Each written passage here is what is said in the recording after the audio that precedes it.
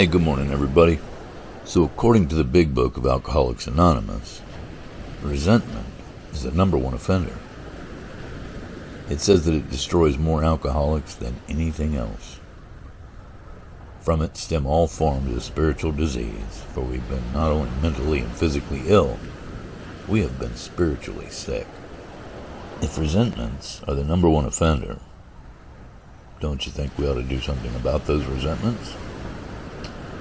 One of the things that was pointed out to me in the Big Book actually came out of one of the stories in the back.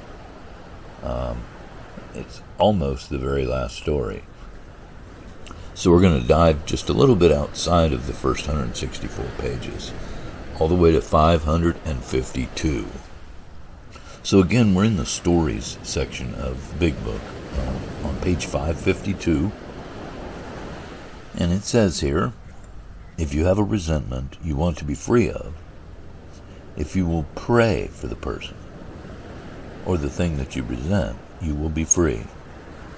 If you'll ask in prayer for everything you want for yourself to be given to them, you will be free. Ask for their health, their prosperity, their happiness, and you will be free. Even when you don't really want it for them and your prayers are only words and you don't mean it, go ahead and do it anyway. Do it every day for 2 weeks, and you'll find that you have come to mean it and you want it for them.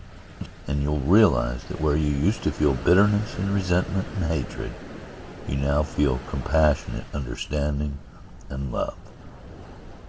It worked for me then, and it has worked for me many times since, and it will work for me every time I'm willing to work it. Sometimes I have to ask first for the willingness, but it too always comes. Because it works for me, it will work for all of us.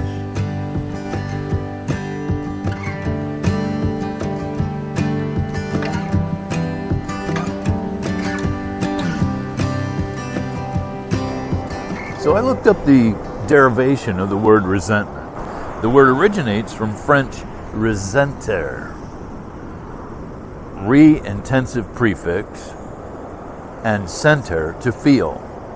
So re is, of course, again, and center means to feel. So to re-feel. That's what resentment is all about, to feel something again.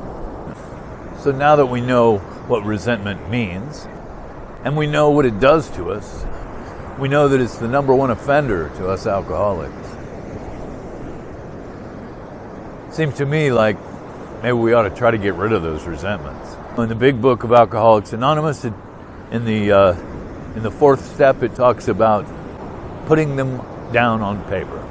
So the first thing is to expose them. Just see them in black and white, right there on that piece of paper. And you know, in today's world, there's 4 steps and then there's 4th steps. We have digital versions online. I'm kind of a stickler for the way the Big Book is written. When it says we put them down on paper, I think it should be put down on paper in your own handwriting. So there's no denying the fact that it's yours. Own the fact that those are your resentments. So there's a beginning. We're looking at them. Another portion of the 4th and 5th step, for that matter, is to see what part we played in those resentments. Are those resentments just ways of covering up our own feelings of guilt and remorse? A way to take the heat off of me and place it on the other person?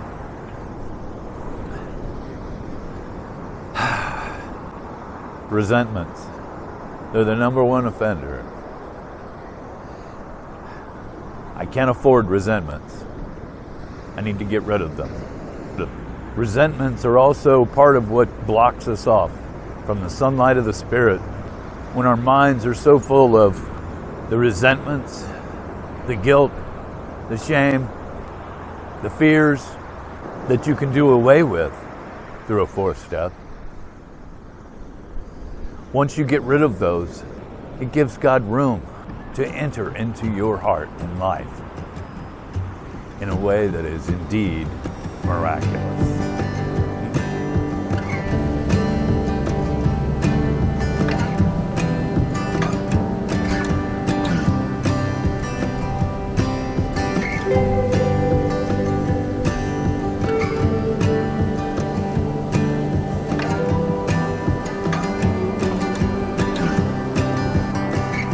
You guys, if you're sitting on step 4,